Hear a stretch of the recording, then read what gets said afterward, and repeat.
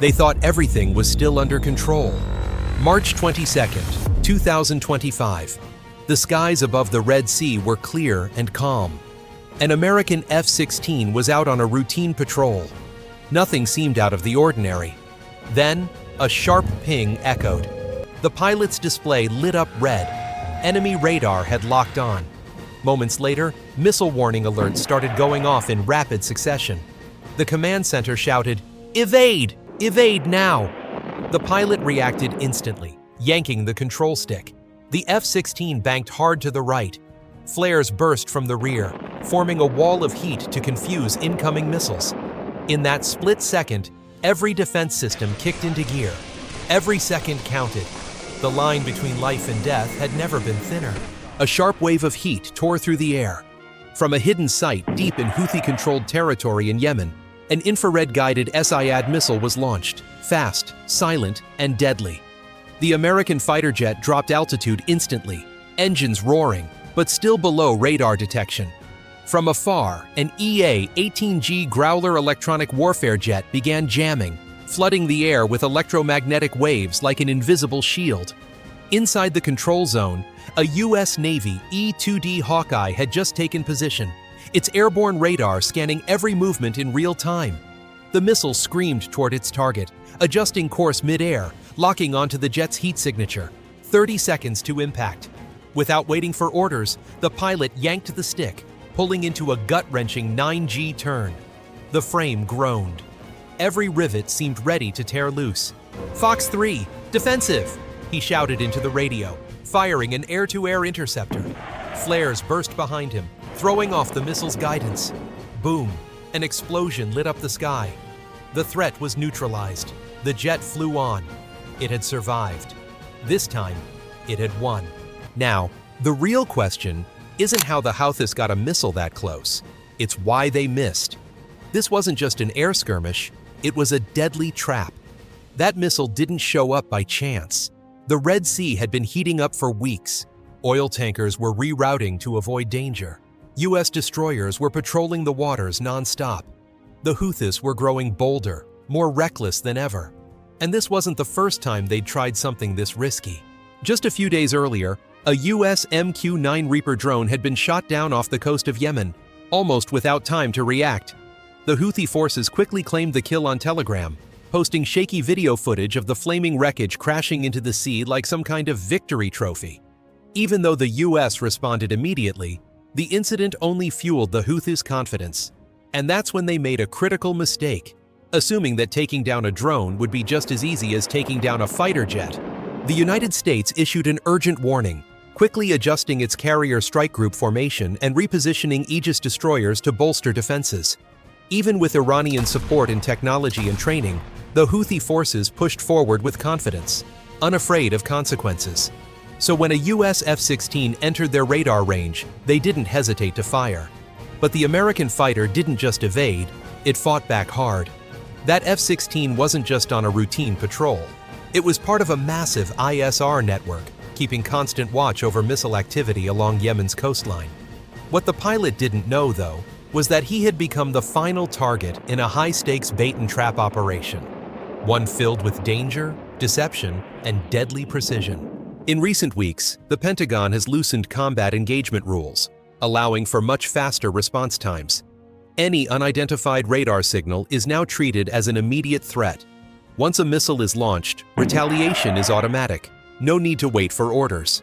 This time, the Houthi missile crew made a critical mistake. They exposed their location for too long after the first shot.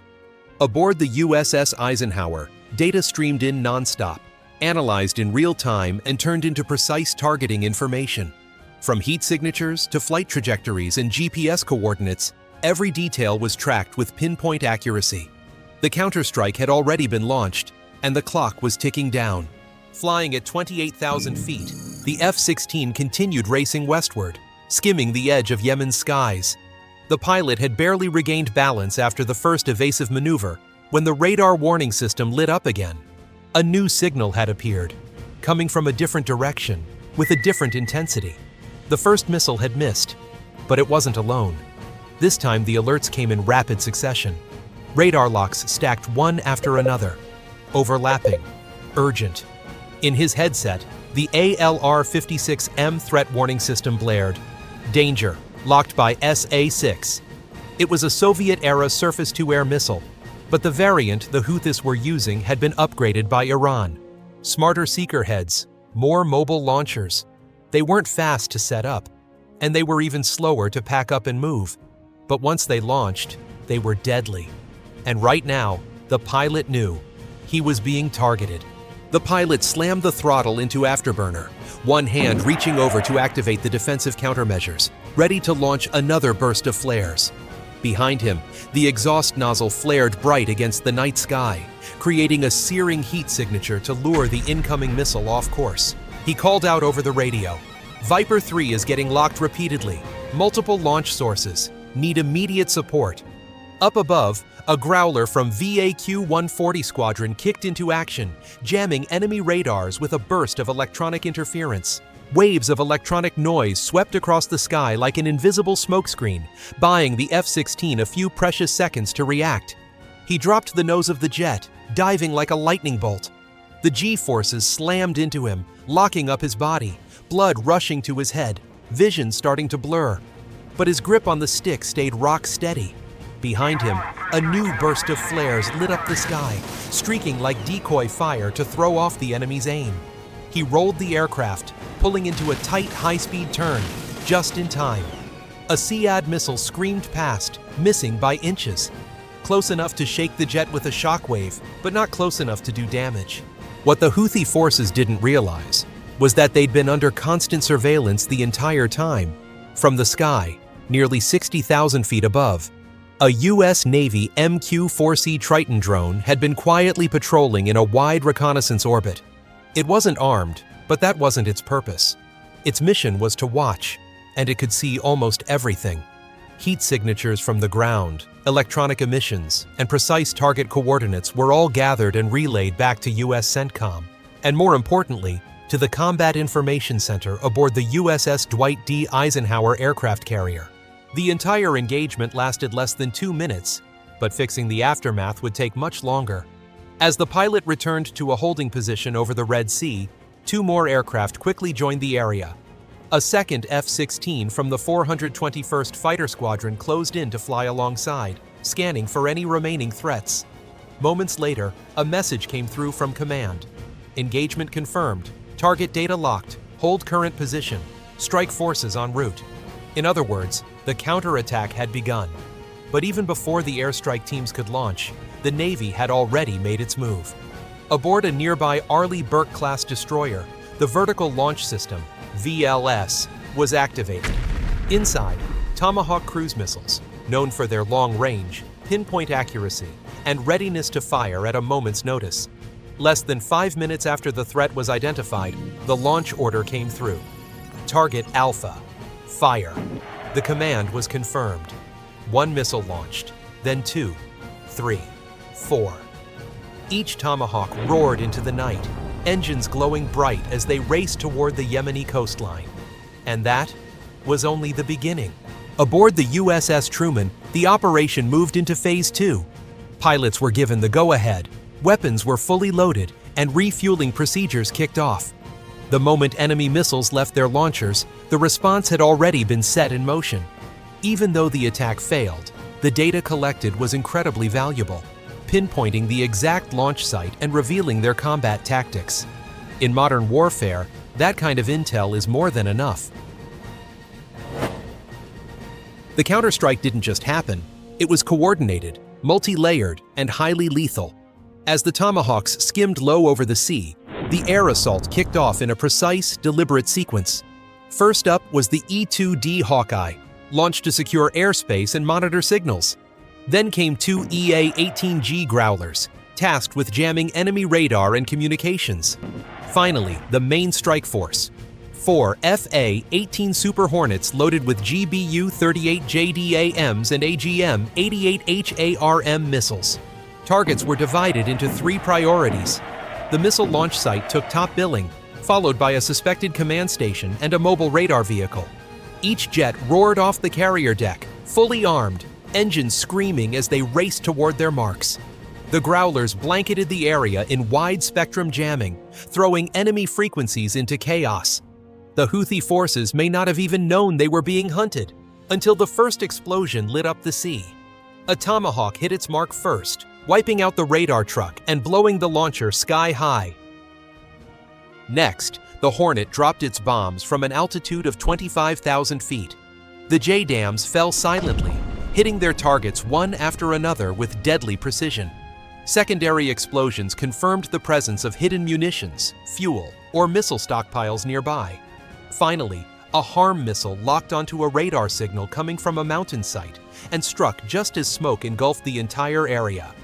Back in the cockpit of the original F-16, the pilot remained calm yet intensely focused, hearing the steady confirmation over the comms. Target neutralized. Strike successful. RTB.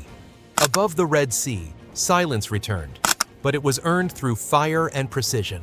The warning was unmistakable. Launch a missile at a U.S. jet, and if you miss, the retaliation won't be just another missile, it will be overwhelming. This was modern warfare at its deadliest: fast, precise, and unforgiving. The F-16's sensors had locked onto the Iranian-made SIAD missile's heat signature moments before evading. Instantly, the USS Eisenhower's Combat Information Center transformed that data telemetry, GPS coordinates, launch vectors into a lethal counterstrike. Control of the Red Sea was non-negotiable. On the USS Eisenhower, the atmosphere shifted quickly from defense to attack readiness. They were just waiting for brief orders, situation updates, target confirmation. Once the remote data was locked in, the system was ready to fire. The commander gave a single command: Package Bravo, deploy. And the response began. Package Bravo wasn't a warning, it was a real strike. A coordinated combination of cruise missile attacks, precision airstrikes, and electronic jamming. This is the U.S. Navy's standard response to any threat that dares to target or lock onto their aircraft. The Houthi forces had just triggered Package Bravo, and the counterstrike plan was set into motion step by step, without any delay. From an Arleigh Burke-class destroyer anchored about 100 miles off the coast of Yemen, the Vertical Launch System, VLS tubes opened. Inside were Tomahawk missiles. Long-range, GPS-guided, extremely precise, and fully autonomous. No pilot needed. They required no confirmation, just a clear target. And now, 4 Tomahawks were launching in succession, blazing into the night. The first target was the SCIAD launcher. Next was a mobile radar vehicle. Third, a suspected command center near Ras Isa. Finally, an ammunition depot revealed by the MQ-4C's thermal scan. All targets were identified and struck within 5 minutes. About 70 miles away, aboard the USS Truman, the flight deck buzzed with activity. Steam hissed from the catapults. The sound of weapons being locked in place echoed, from guided bombs to anti-radar missiles. Crew members refueled jet fighters as FA-18 Super Hornets were guided into position. The smell of fuel mixed with the sea air, creating a tense atmosphere. In the sky, an E-2-D Hawkeye powered up its radar, scanning the entire area, monitoring both airspace and ground. Right behind it, 2 EA-18G Growlers took off on a special mission, using electronic jamming equipment to cripple enemy radar. They didn't attack directly, but disrupted signals with ALQ-28 receivers and jamming pods, throwing opposing systems off balance and preventing target lock-ons. This was a crucial step in the campaign to control the airspace and overwhelm the enemy. Immediately after, the Growlers took off, accompanied by 4 FA-18 Super Hornets armed with advanced weapons like JDAM bombs and AGM-88 HARM anti-radiation missiles. These systems are designed to detect and jam enemy radar signals. At the same time, the Navy's MQ-4C Triton drone silently patrolled the skies, using optical and infrared sensors to monitor all ground activity. It recorded heat signatures following attacks, tracked vehicle movements, and monitored any enemy attempts to retreat. Whenever the Houthi forces tried to hide, the Triton quickly marked those locations. The collected data was transmitted via satellite to the Fire Control Center aboard the USS Eisenhower, enabling timely adjustments to attack targets. This wasn't just a simple retaliation. It was a deliberate, coordinated, and precise strategy. At 2:12 local time, the first Tomahawk missile struck its target, completely wiping out the entire Alpha missile launch site. The drone recorded secondary explosions, revealing that the ammunition depot had been destroyed, with heat signatures lingering long afterward. Just 2 minutes later, the second target, the radar vehicle, erupted in flames along the coastline. The final roar from its exhaust was enough for the HARM missile to detect and strike like a precise predator. The third target was a suspected command post, hidden beneath a hillside and covered with camouflage netting. But that didn't stop the attack. A missile from 20,000 feet shattered the bunker's entrance, and a second missile collapsed it completely. The fourth target was an ammunition depot, destroyed in a spectacular display of explosions. The FA-18s landed quickly and smoothly, dropped all their bombs, and returned safely to base. No casualties, no alarms, just smoldering rubble left behind. Meanwhile, the Growlers broadcasted jamming signals that scrambled the Houthi radar, creating false signals and completely disrupting their defense systems. The Houthis couldn't pinpoint where the attack was coming from. Only fear and a blank screen remained. They fired on US warplanes and faced a fierce retaliation from a well-oiled war machine. The Houthis, along with their Iranian backers, received a costly lesson. Sure, you might get lucky shooting down a slow-moving drone, but when facing a modern, fully armed F-16 or FA-18, the response is far from simple. Instead, it's a tightly coordinated, multi-layered counterattack that destroys nearly every target. This isn't just about firepower, it's a battle of perception. The Houthis didn't just lose equipment, they lost their standing. Their moves were laid bare, and the US didn't just push back, they crushed them with precision, overwhelming firepower, and relentless electronic warfare. The Houthi radar operators now have to think twice before activating their systems, unsure if doing so will trigger a devastating retaliation. Although the US hasn't made any public announcements, the message has spread worldwide. Leaked satellite images, analysts identifying tactical patterns, fast-moving news, all closely watched by major powers like China, Russia, and Iran. The clear lesson: don't directly confront the US Air Force unless you're ready to enter a dangerous game, one where the US doesn't just play by the rules, but rewrites the entire battlefield playbook on their own terms. Amid escalating conflict, right after an airstrike, the Carrier Strike Group immediately shifts into continuous combat air patrol. This means there are always at least 2 fully armed fighter jets patrolling nonstop, ready to respond within seconds. The Houthis thought they could strike a US fighter without consequences, but they were completely wrong.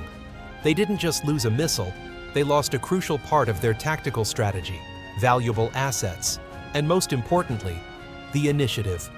Now, here's the real question.